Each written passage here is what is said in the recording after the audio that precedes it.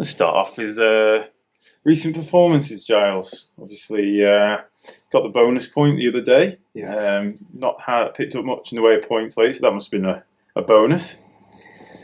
Well, yes, both literally and figuratively. I think clearly we've not won either game against Ampthill or Cambridge, but there were certain elements of both performances that I think players and coaches, and I would hope supporters, should feel particularly buoyed by. The way that some of our attack went in both games. I think our defensive shift, particularly against Ampthill in the first half, was excellent. But that has to be tempered by the fact that we still are turning the ball over a little bit too softly at times. And our penalty count has been a little bit too high, particularly last weekend, where we'd spoken about the importance of discipline, and unfortunately we gave a couple of penalties away that just gave them field position and allowed them to get back in the game, when really another score maybe we could have killed it off. So ultimately this is a results-driven business, and to not have got the results has been disappointing. But at the same time, I think we've done a number of good things, and people should be feeling pretty positive about those. We said in the post-match interview the other day, we were talking about being clinical and taking your chances, and it does feel in this league like you do have to come away from every 22 visit with something to show for it. Yeah, I think that's probably true, and we've kind of had a philosophical shift probably since 2 or 3 games before Christmas, where we sort of said, well, look, we're going to try and go out and score as many tries as we can because we need the points. And that mentality, I think, is a good thing, but it does mean that you can be slightly exposed when you get a penalty and you think, well, we could kick with 3 here, but no, we're going to go for the jugular and try and get the try. Now, I think the decision making has to be based on what's happening on the field. So, there are games when you might know you're going to be under the pump for the whole game, and you've just got to go for it and see what happens. And there are other games where you know that if you build a score, then things that the momentum of the game changes slightly. And what I mean by that is that as an opponent, when you know that you are 2 scores away from a side, you've got to go and try and score tries.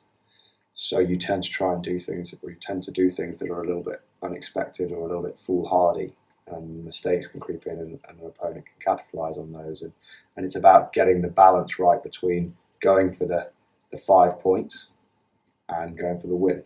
And that's not something I think you can pre-plan. You might have a discussion about it, but then it's got to be about the context of the game as well. Let's bring Mike back into it a bit. Mike, Giles said that you're only a couple of weeks away now. When you come back, you'll obviously want to have a prolonged period of being free of injury, but what position do you see yourself now? Wherever I'm needed. Back row, second row, putting a bit of weight, I'll go front row. It doesn't matter? Doesn't matter to me, no. There has been a little bit of competition in the back row and second row, so you'd have some decent players to get past. Sure, yeah.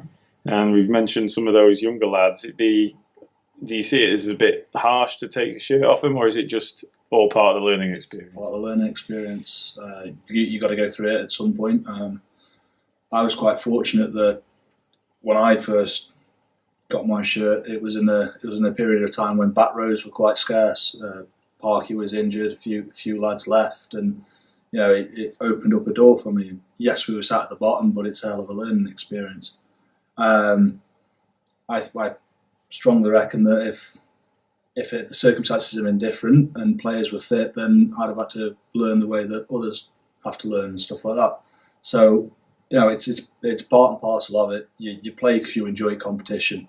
You like to go and spend your Saturdays out on a field because you enjoy putting yourself through it. You enjoy that aspect of it, the competition aspect, and it's business at the end of the day. It's how it is. I mean, there's nothing to say that I might not get my shirt back, because some of the lads have put in a hell of a shift, I mean, there might be changes later on in the season, but keeping it competitive.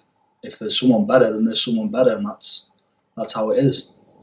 How much? You better make sure I get a copy of this when that conversation comes up.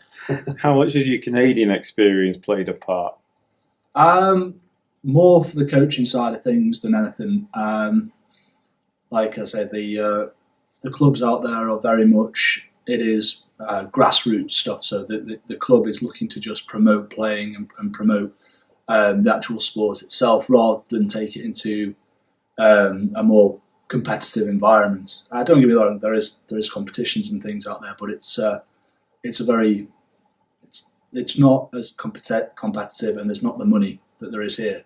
However, from a coaching point of view, it's propelled me on loads. I mean, I've been able to get quality time at teaching the sport from the base up almost. So that's been a really good experience, to be able to take a 6'5", 20 stone running back and then make him into a second row is quite a challenge in itself, but it's rewarding at the same time. So I think from that side, more than the playing side, it's definitely helped improve my view on the sport, for sure.